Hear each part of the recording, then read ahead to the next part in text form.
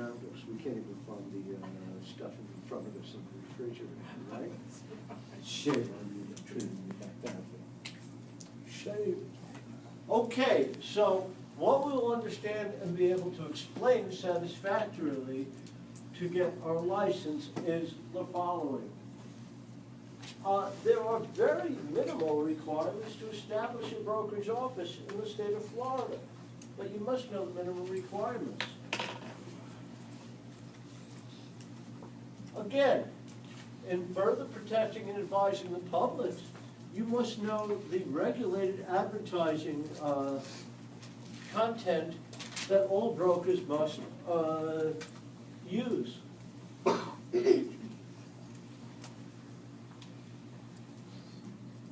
Again, we'll understand what an escrow account is, and most importantly, what happens when there's a dispute over these trusted funds. And again, we'll understand how rental risks must be handled if they're sold. And we'll understand acts of frauds with the correct language as we have to know as professionals, not the common language. And again, the various businesses that may register to conduct brokerage activities. Now again, in the state of Florida, if you are an active broker, you are required to maintain an office. And the requirements of this office are very, very minimal in the state of Florida. In that, every active broker, and that is not a broker associate, that is not an inactive broker who do not maintain offices. If I'm inactive, I don't need to. And if I'm a broker associate, I'm working for another broker, right? So the active broker is in their own business, must maintain an office. These are the minimal requirements of the state. At least one room in a building that is standing still. And all brokerages, for further protection of the public, must be registered with the Department of Business and Professional Regulation. Now, there is, many of you asked the question, what's considered enough space to have a brokerage office? How about in a bedroom closet? Yeah. Is the building standing still? Yeah. Does it have a door? There's your Good office. to go. There's your Good to go. Move the shoes. Legal. Honest to God. I have had brokerage offices, and when I was acting for myself, I just take a closet in my bedroom where my clothes are hanging, right? I've done this before, and it's totally legal and ethical. I would not put anything in jeopardy by doing this without counsel. So again, I don't bring the public into my apartment. I only bring certain members of the public into my apartment, and only certain very special members of the public get into the closet. I'm not giving too much information. It's getting really weird. Okay? Could be my granddaughter. You know, you have to look inside yourself as to what you think of me. No, it is perfectly legal to have a brokerage office in a closet. Now, again, I do not have insurance. I don't comply with ADA. I'll never bring members of the public there, but I can hang my license in there, and it's legal. Again, I cannot do it in an RV, though, because an RV can be moved. It's on wheels. Same with It's on boats. wheels. What's the rationale? Protecting the public. Registered in one place, and again, my brokerage office, I can't move it from where my farm area was, now that I've done evil to everybody, to my new farm area. There's got to be a change of registrations, all of that. The public is protected. It's always, what's the reason public protection? What's the reason public protection? Now again, no one comes into the closet.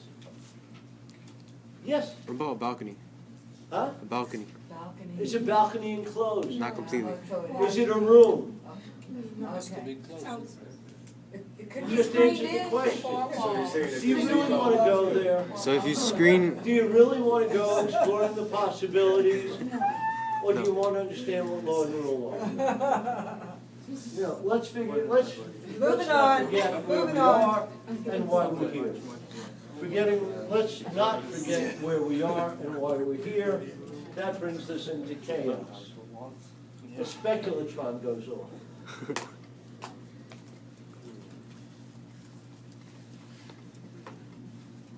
Now again, it is required for audits that we have all our books, records, and files there.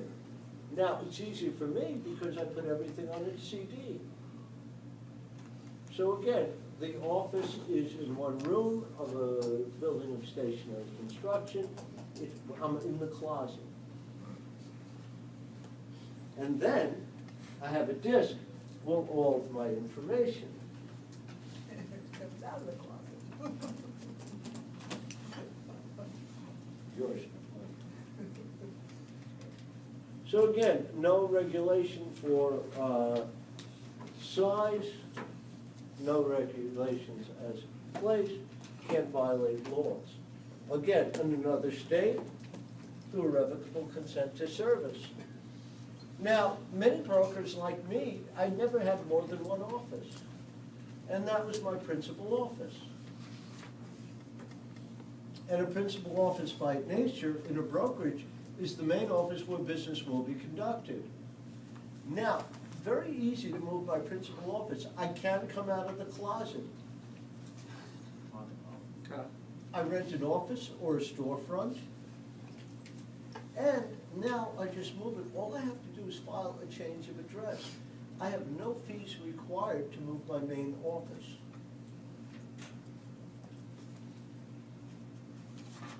Simple change of address form, it's RE whatever it is this week, I don't know, you can look that up.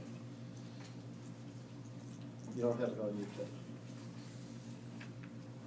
Now again, many brokers, as they grow, open more than one office under the same license. These are called branch offices. Now a branch office by its nature is any other place where business is regularly done for that same brokerage. Now, branch offices are treated differently than the principal office. What must one do? Now, again, if I have a branch office and I decide to move that, I cancel the registration for that office and file for and pay for a brand new registration. It costs money to move the branch office. It doesn't cost money to move the main office. Again, change of locations, new registration for branches. Not transferable. Now, oddly enough, when brokers worked with developers, the broker would put a trailer on the developer's property for the protection of their customers. And some brokers figured out this could be lucrative, as a matter of fact. Let's try this. So again, the law allowed the temporary shelter when we worked with developers for the protection of the customers from the elements of Florida. But again, a temporary shelter cannot have sales associates assigned. First of all, we cannot assign sales associates to do anything because we don't give them a paycheck. You're not W-2, by the way, you're going to be 1099s. And you should be aware of something on a 1099. We don't withhold anything from you. So you earn $10,000 on your 1099, you get a check, you better put $4 grand away for Uncle Sam and other stuff. I get a paycheck from Gold Coast, everything's withdrawn, right? Yeah. None of my commission checks. They wrote checks, I've got to pay out my expenses. So if you want to earn $100,000, you want to net it, you better earn about 170 to keep 100. again, cannot maintain sales supplies, nor have transactions occur, nor advertise. You know, there's a funny thing, and a lot of real estate brokerages do this. There's one in the Aventura area, which I will not name, it's called XYZ Real Estate. XYZ Real Estate has a kiosk in Aventura Mall, right outside Sears. And they do not assign sales associates there. Sales associates beg to go there. But if anyone wants to do business, they tell them to meet at the office. They can't do business there because it's unregistered temporary shelter. Frankly, kiosks are on wheels. That instantly disqualifies them from the main office, and also the kiosk is exposed. There's no privacy. But they found that it's worth their Advertising. while.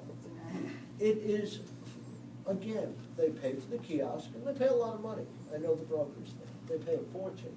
But the business that they generate, you know, that's, Justified. you should be aware of this. If you're not aware of Aventura Mall already, per square foot, it is the biggest revenue producer, other than Bell Harbor, in the United States of America. Wow. What is? Aventura Mall. Oh, yeah. You gotta beg to get into Aventura Mall. You don't just say, I wanna open up. And Bal Harbour, actually, the difference between Aventura and Bal Harbour is this. Aventura takes a percentage of the sales. Bal Harbour takes a percentage of the profits.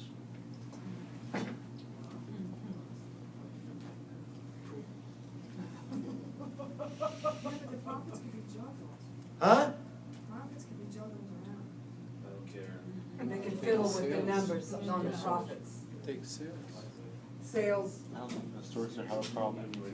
If one wants a space in Aventura Mall, the first thing they do is prove they're a viable entity.